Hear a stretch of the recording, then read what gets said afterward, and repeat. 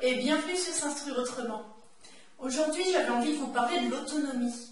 Qu'est-ce que c'est l'autonomie et à quoi ça sert et comment on peut la transmettre aux enfants? Alors, l'autonomie, c'est quelque chose dont on parle souvent dans la pédagogie Montessori.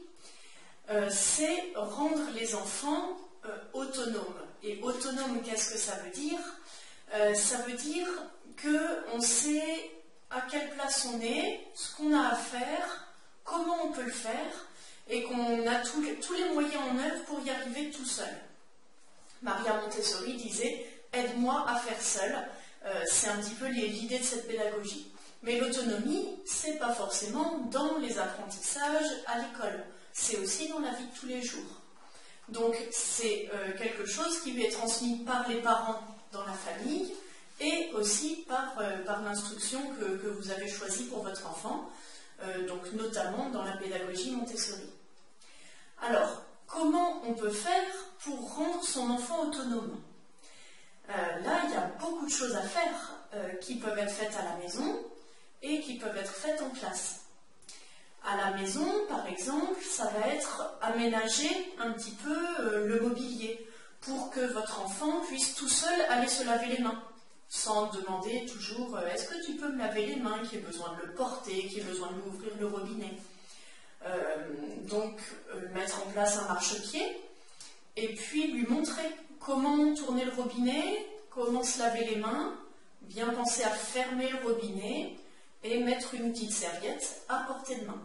Donc, par exemple, pour se laver les mains, là, l'enfant sera autonome. À chaque fois qu'il en a envie ou besoin, il a accès sans avoir besoin d'un adulte au robinet. Pareil pour se laver les dents, un petit marchepied et puis c'est tellement plus simple. Dans les toilettes aussi, des fois un marchepied peut être utile. Voilà, c'est rendre accessible des choses qui ne sont pas forcément à leur taille et qui peuvent leur permettre d'être autonomes. Être autonome, alors ça peut être aménagé comme ça, on peut aménager les lits aussi, faire un lit qui ne soit pas trop haut, qui n'ait pas de barreaux pour les plus petits. On peut aménager, mettre une deuxième rampe d'escalier qui soit un petit peu plus basse pour qu'il puisse monter seul. Voilà, il y a plein d'idées comme ça pour aider à ce que l'enfant soit autonome et n'ait pas forcément besoin de l'adulte pour se déplacer dans la maison et pour accomplir les gestes du quotidien. Ces petites choses sont adaptées aussi généralement dans les écoles Montessori où on fait en sorte que les enfants aient des choses à leur hauteur, à leur portée et soient le plus autonomes possible. Être autonome, ça va être aussi apprendre aux enfants les petits gestes qu'ils doivent faire, sans attendre d'eux qu'ils les inventent ou qu'ils copient directement sur les adultes, mais prendre le temps de leur montrer des choses qui peuvent paraître très bêtes, mais comment on allume et on éteint une lumière, comment on ouvre et on ferme un robinet.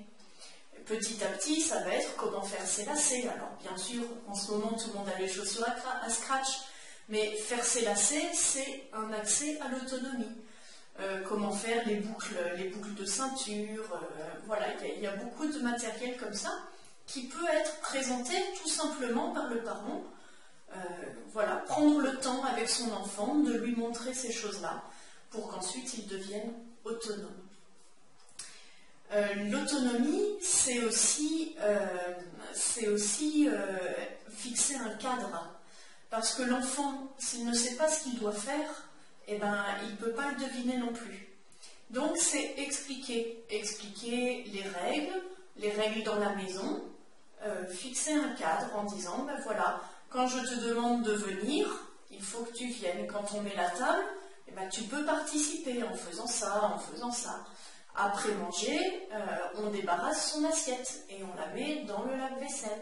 C'est des choses très simples et si l'enfant sait ce qu'on attend de lui et quelles sont les règles, comment ça fonctionne à la maison, il va d'autant plus s'impliquer dans cette activité et devenir petit à petit autonome. Et il saura que pour manger, eh ben, d'abord il faut préparer à manger, ensuite il faut mettre la table, ensuite on mange et ensuite on débarrasse. Voilà, ça fera partie d'un petit rituel, ça sera simple pour lui et c'est comme ça que petit à petit on arrive à l'autonomie. Voilà, ça, là je vous ai plus parlé de l'autonomie à la maison, et puis je vous parlerai de l'autonomie à l'école la prochaine fois. Merci de votre attention, et puis dites-moi, laissez-moi en commentaire ce que vous faites vous pour rendre vos enfants autonomes. Ça m'intéresse, puis je pense qu'il y a pas mal de gens que vous aurez sûrement plein de petites idées à partager. Donc voilà, laissez-moi en commentaire vos trucs à vous et ce qui a marché avec vos enfants ou ce que vous mettez en place. Merci et à bientôt!